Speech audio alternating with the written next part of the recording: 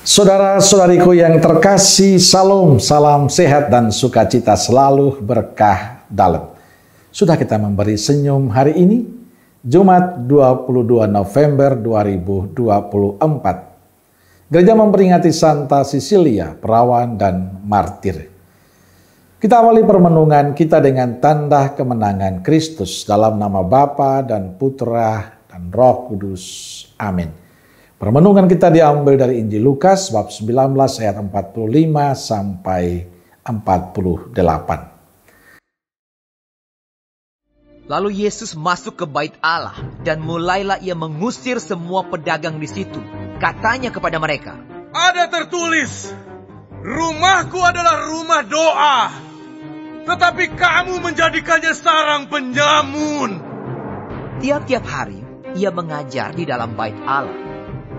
Imam-imam kepala dan ahli-ahli Taurat serta orang-orang terkemuka dari bangsa Israel berusaha untuk membinasakan dia. Tetapi mereka tidak tahu bagaimana harus melakukannya, sebab seluruh rakyat terpikat kepadanya dan ingin mendengarkan dia. Saudara-saudariku yang terkasih, dalam Injil Yesus menegaskan tentang fungsi bait Allah.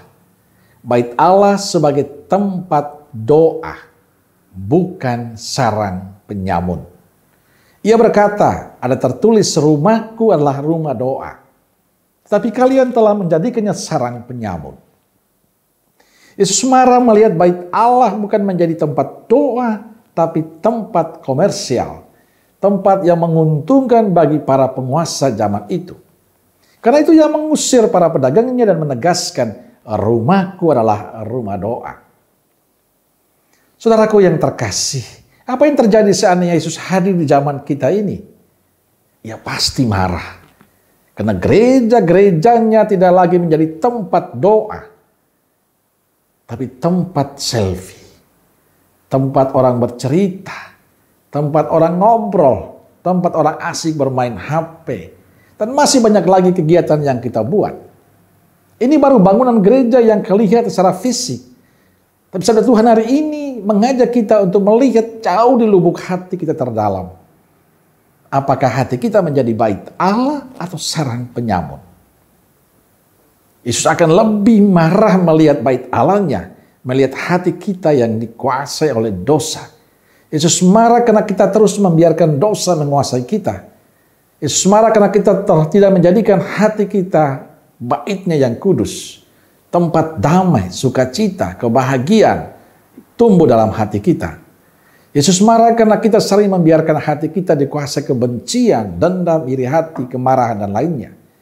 Kita mudah berkompromi dengan hal-hal yang tidak baik. Maka mari kita jadikan teguran Yesus hari ini sebagai kesempatan untuk memperbaharui diri dan hidup kita. Mari kita jadikan gereja kita tempat doa, bukan sarang penyamun. Jadikan hati kita tempat damai, kasih, sukacita. Pengampunan tumbuh dan berkembang dengan baik. Biarlah Tuhan tinggal dalam hati kita. Amin. Semoga Allah yang Maha Kasih memberkati saudaraku sekalian, Bapa, Putra, dan Roh Kudus. Amin. Roh Kudus Nazaret, doakanlah kami. Amin. Berkah dalam.